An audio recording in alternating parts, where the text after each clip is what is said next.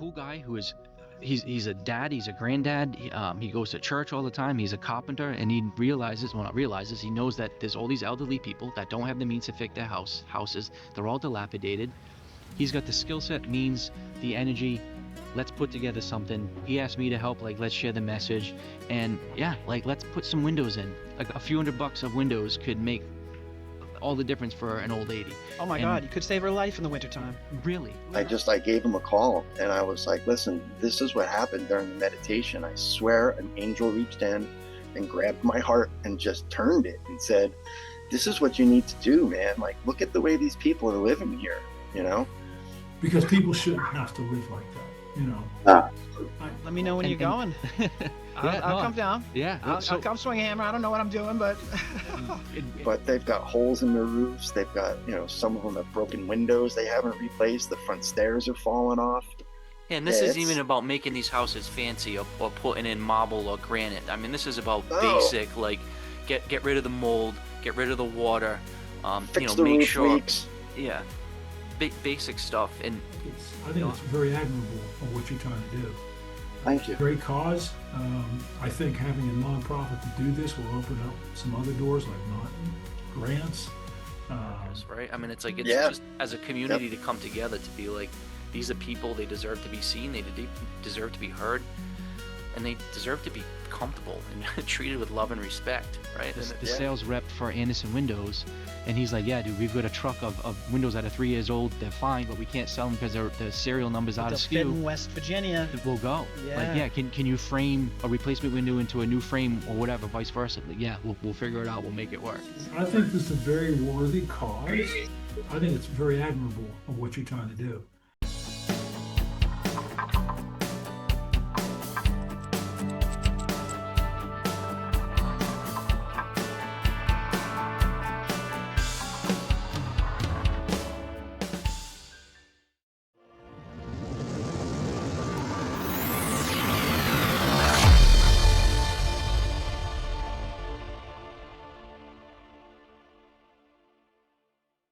Thank you to all who have supported the Restoring Raleigh project. We are getting closer to our first goal and are looking forward to getting the first project on the way. We are going to be shooting video of the projects from start to finish and posting them to our Bernie's Mountain YouTube channel and posting them on our Facebook and LinkedIn pages to keep everyone up to date.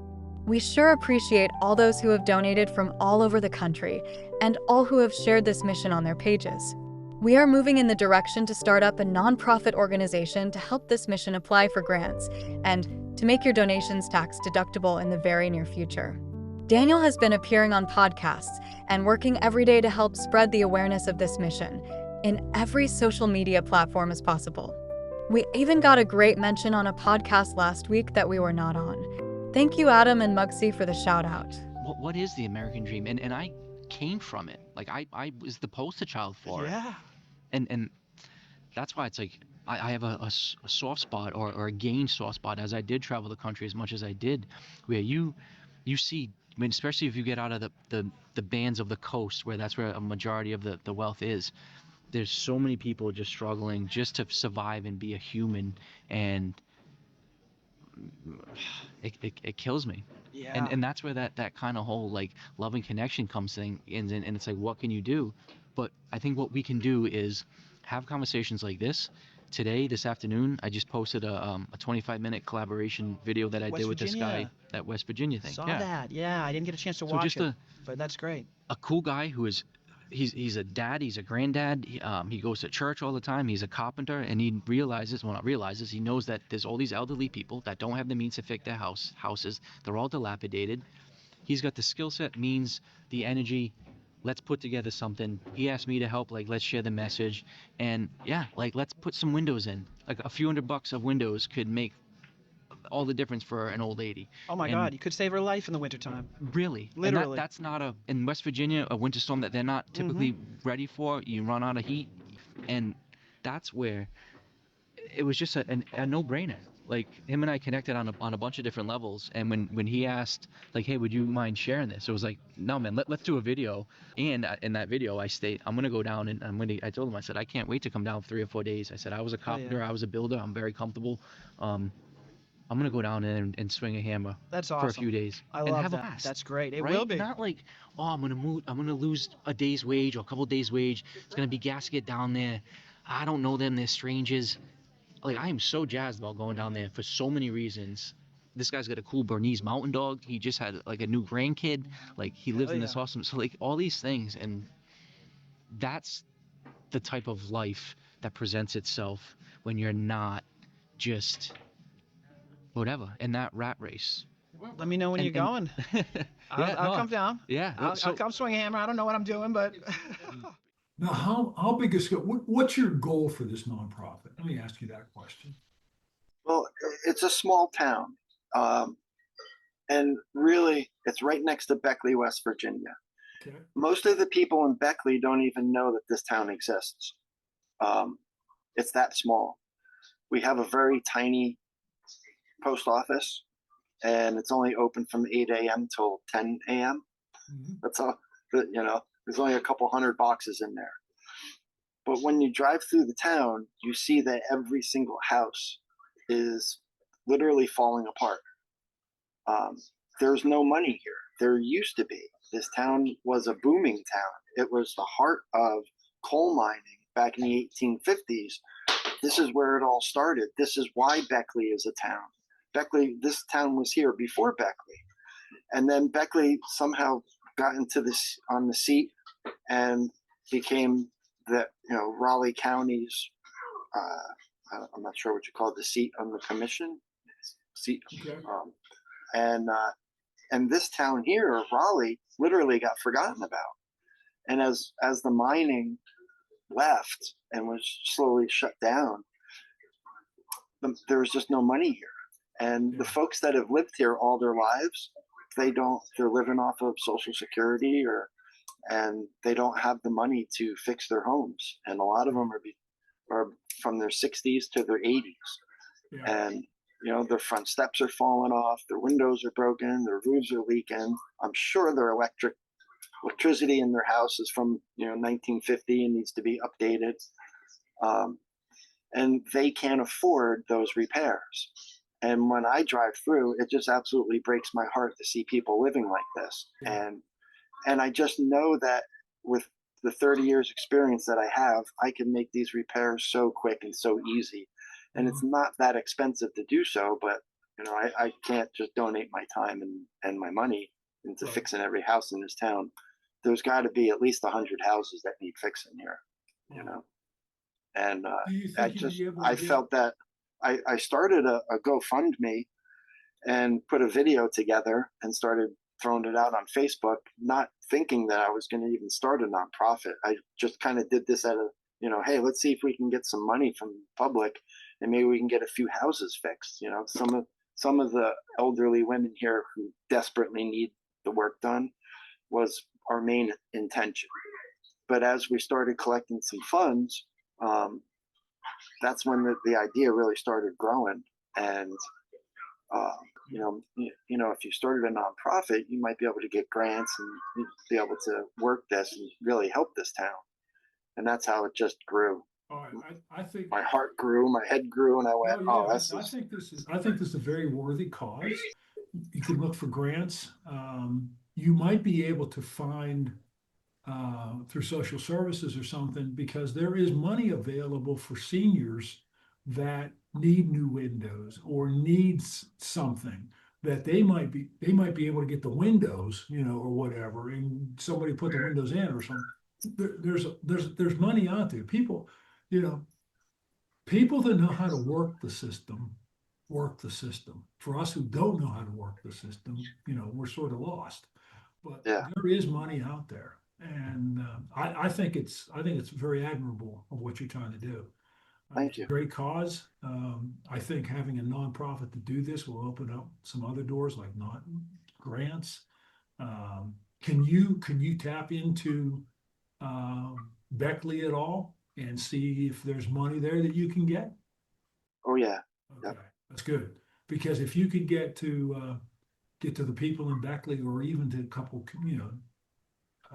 businesses or whatever in Beckley, then because people shouldn't have to live like that, No. And again, I think that your focus right now is focusing on getting the nonprofit established, right? Name Right. established, everything, and then you go from there. But people like to do things and they feel good about doing things, right? They feel good about it. Yeah.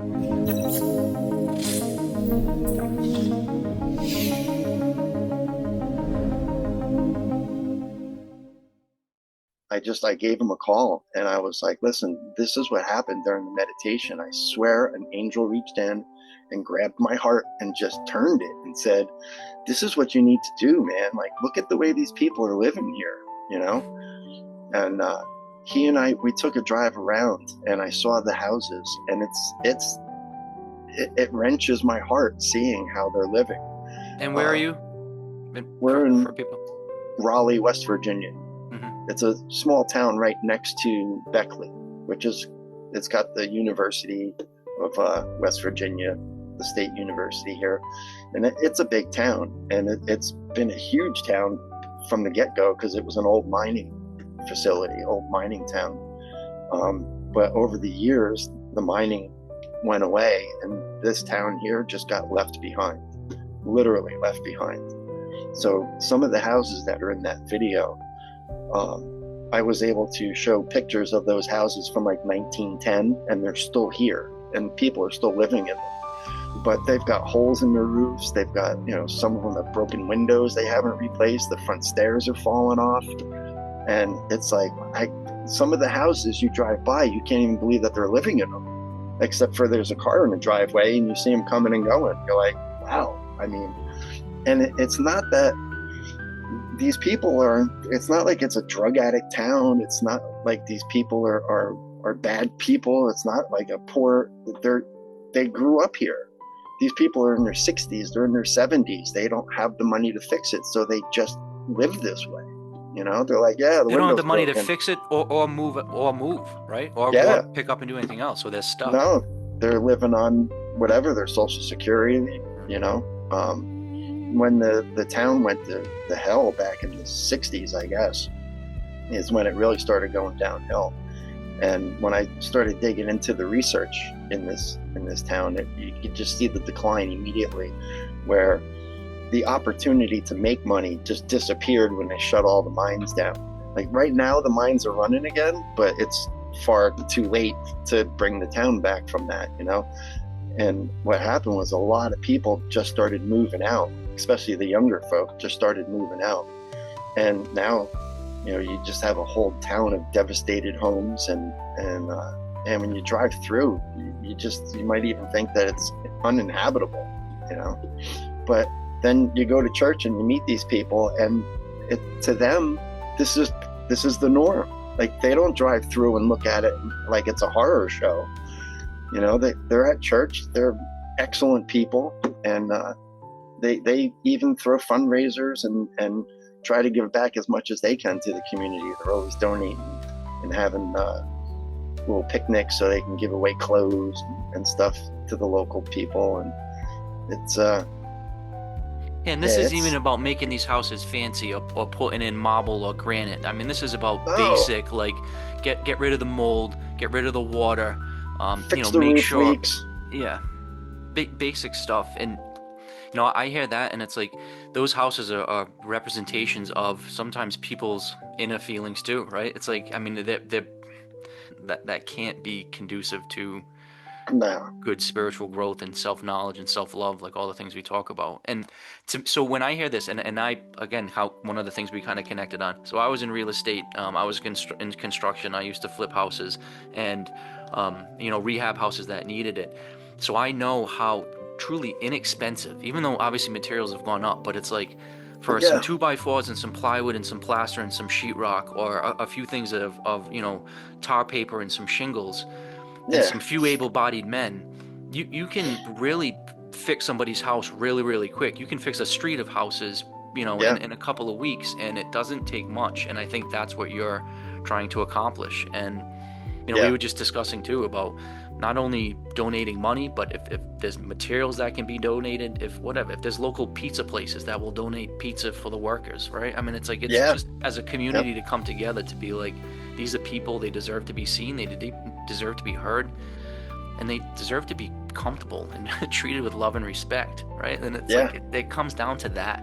And maybe a sore spot for me is because like I did kind of spend a lot of time traveling the country, going through these neighborhoods, and coming for like the rich white kid from New England, coming from my mansion, and then instantly catapulted in kind of the same scenario where you're walking the streets with people that don't really have anything, and you realize you really are the same.